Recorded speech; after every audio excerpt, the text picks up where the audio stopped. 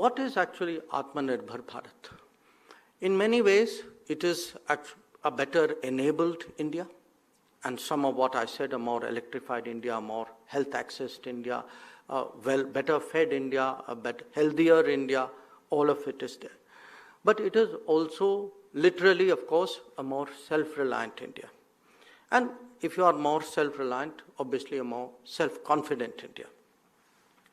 I also want to tell you what it is not, because often the debate mutates in the wrong direction. It is not a more protectionist India. So when it comes to economic activities, when we send out the message of Make in India, we mean it. We mean Make in India. But we mean make with the world, and we mean make for the world. So I want you to be very clear, this country is actually focused today on getting more strengths, not with the purposes of creating walls between the country and the world, but indeed for engaging the world on better and more productive terms.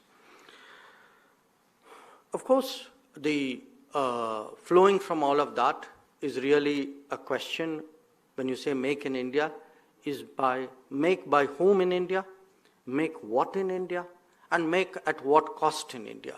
And those are some of the important economic debates, policy debates, as well as public debates that we are today engaged in.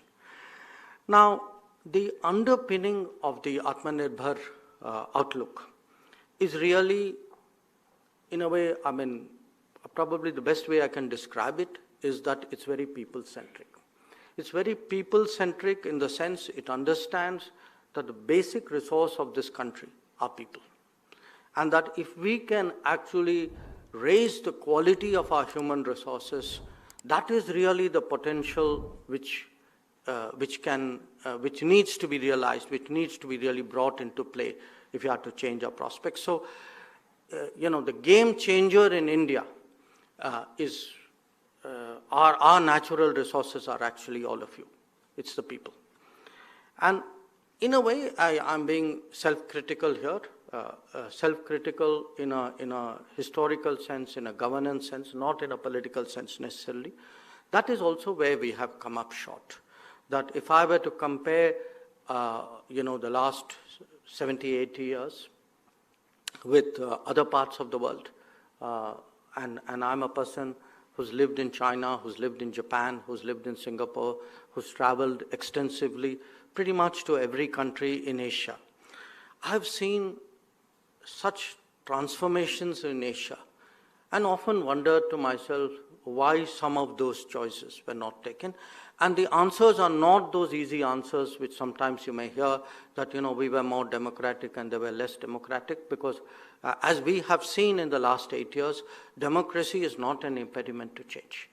Democracy is a different way of actually realizing the change. Maybe it's a harder, more patient, more persevering way.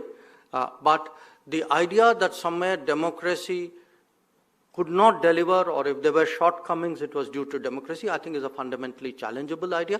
In fact, today, on the contrary, I would argue the last 8 years have shown that democracy can deliver.